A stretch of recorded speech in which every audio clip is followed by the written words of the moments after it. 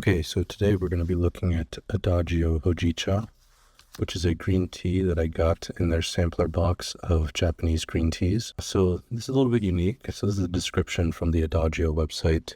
It's a green tea from Japan that is rendered brown by roasting bancha, a summer crop tea harvested after sencha tea leaves.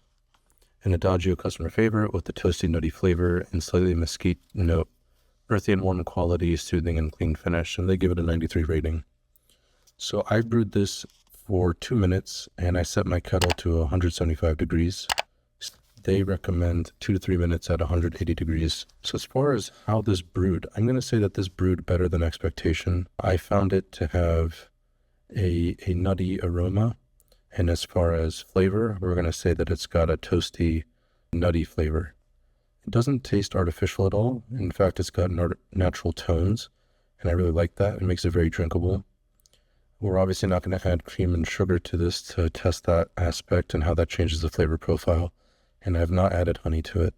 I'm going to say that this has no bitterness. The flavor is very bold, but not in a dominating way.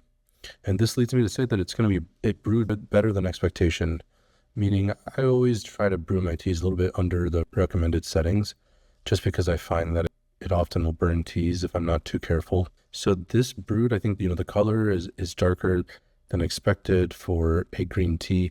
It's got a very honey-like color to it, so very different, unique from other green teas.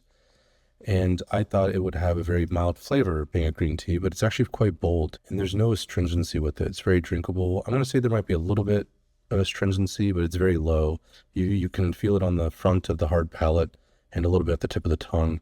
But this could be a decent daily tea, especially in the evening when you're just trying to relax, maybe in the colder times of the year with that toasty, nutty flavors and aroma. But it's very drinkable. It kind of reminds me of the green tea that you can get from Costco in those bags and the pre-packed satchels. So overall, I'm going to conclude that this is a 5.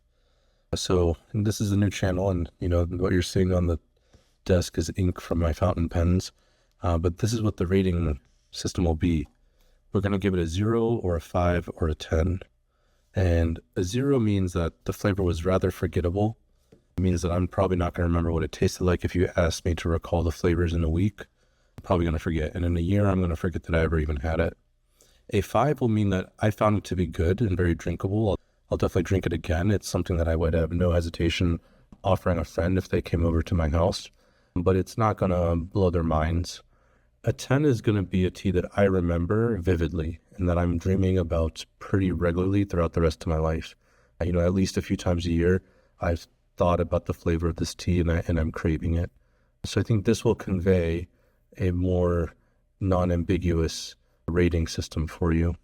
We do have the chance for a -10. That's going to mean that the flavor profile was so bad that I remember how bad it was, and I'm going to try to avoid it at all costs. That it was, it was a huge turnoff. So those are pretty rare, but I think, most will fall in a 5, 0, and then, obviously the ones that stand out are going to be a 10. Thanks for watching. Let me know what you think.